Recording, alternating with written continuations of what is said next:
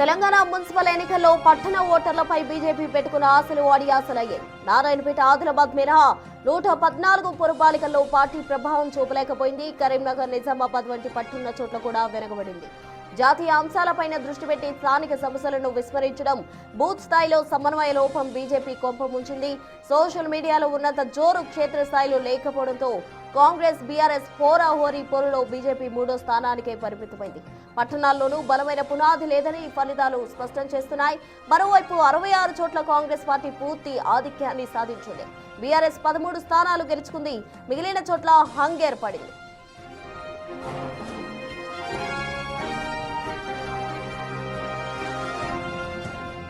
ఇదే అంశానికి సంబంధించి పూర్తి డీటెయిల్స్ మా ప్రతినిధి వెంకట్ అందిస్తారు. లైవ్ ద్వారా వెంకట్.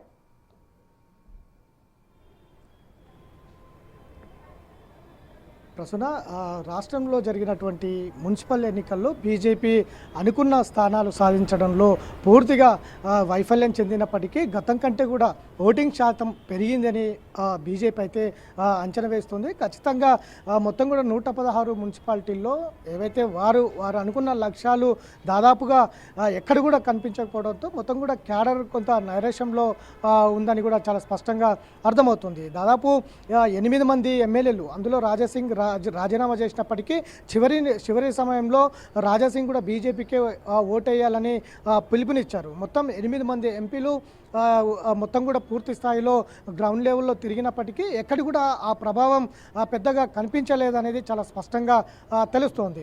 నిజామాబాద్, కరీంనగర్ లాంటి కార్పొరేషన్లలో కూడా ఖచ్చితంగా వన్ సైడ్గా బీజేపీ నెగ్గుకొస్తుంది. 2 కార్పొరేషన్లతో పాటు దాదాపు 20 నుంచి 25 మున్సిపాలిటీలు వన్ సైడ్గా క్లీన్ స్వీప్ చేస్తామని చెప్పిన బీజేపీ ఆ వైపుకు ఎక్కడ కూడా ఏ ఒక్క మున్సిపాలిటీలో కావచ్చు, ఏ ఒక్క కార్పొరేషన్లో కావచ్చు అట్లాంటి ప్రభావం కనిపించకపోవడంతో మొత్తం కూడా ఎక్కడ తప్పిదం జరుగుతుంది. ఈ స్థాయిలో పెద్ద ఎత్తున సోషల్ మీడియా ప్రచారం కావచ్చు, 20 మందికి ఒక ఇన్ఛార్జిని నియమించారు.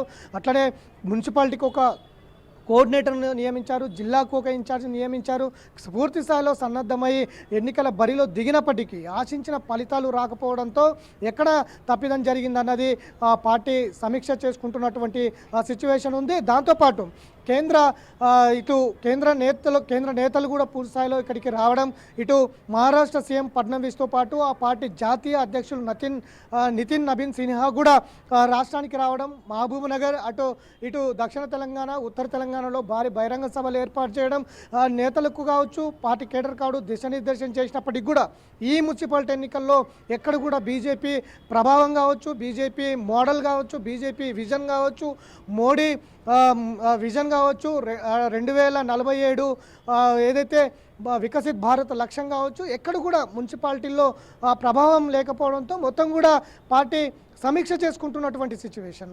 అనేక దాంట్లో దాదాపు 36 మున్సిపాలిటీలో హంగు ఏర్పడినప్పటికీ కూడా అక్కడ కూడా బీజేపీ ఒక స్పష్టమైన మ్యాజిక్ ఫిగర్ రాకపోవడం అంతా కూడా చర్చనీయాంశంగా మారుతున్నటువంటి సిచ్యువేషన్ ఉంది.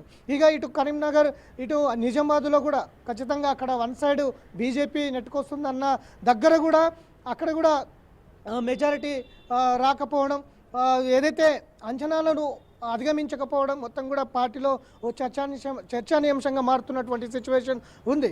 రాష్ట్రంలో ఈ మున్సిపల్ ఎన్నికలు బీజేపీని ప్రత్యామ్నాయ శక్తిగా నిలబెడుతుంది, 2వ స్థానానికి తీసుకొస్తుందన్న బీజేపీ ఆశలు ఖచ్చితంగా గల్లంతయ్యాయి అన్నది కూడా పొలిటికల్ వర్గాల్లో చర్చ జరుగుతోంది.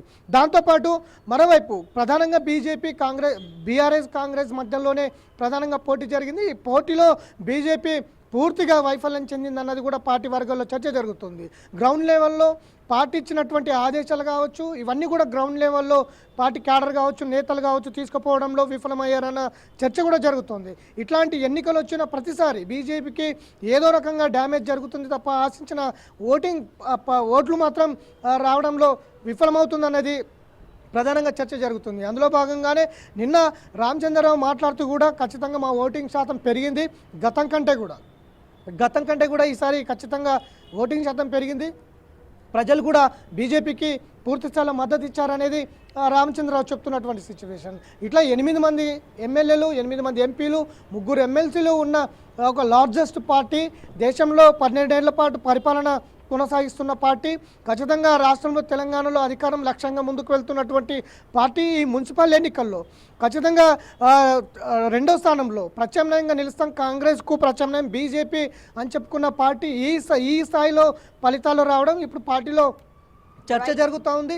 అది సమీక్షించుకుంటున్న సిచ్యువేషన్ ఉంది. ఎక్కడ వైఫల్యం చెందాం, ఎక్కడ వెనుకబాటు గురయ్యాం, ఎక్కడ తప్పిదం జరిగింది అన్నదైతే పార్టీ ఆలోచనలో పడ్డటువంటి సిచ్యువేషన్ కనిపిస్తుంది. అట్లనే భవిష్యత్ ఎన్నికలు ఇప్పుడు హంగేర్పడిన దగ్గర ఇప్పటికే బీఆర్ఎస్తో ఎలాంటి మద్దతు ఉండదు. హంగొచ్చిన దగ్గర ఎవరితో సీట్లు పంచుకోదు. చైర్మన్లు అట్లనే వైస్ చైర్మన్ల పర్సన్స్కి సంబంధించి ఎక్కడ కూడా మద్దతు ఇవ్వదు.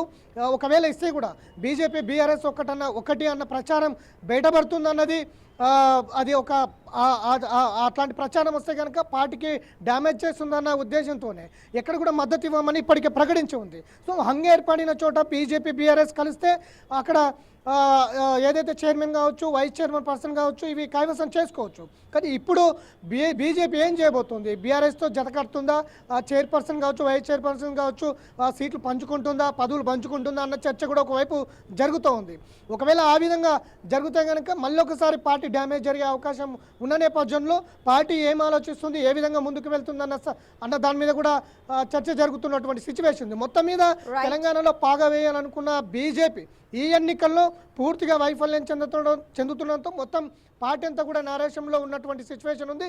దాని మీద పూర్తి స్థాయిలో సమీక్ష చేసుకుంటున్నటువంటి పరిస్థితులు అయితే బీజేపీలో కనిపిస్తున్నాయి ప్రస్తుతం. Right Venkat, thank you.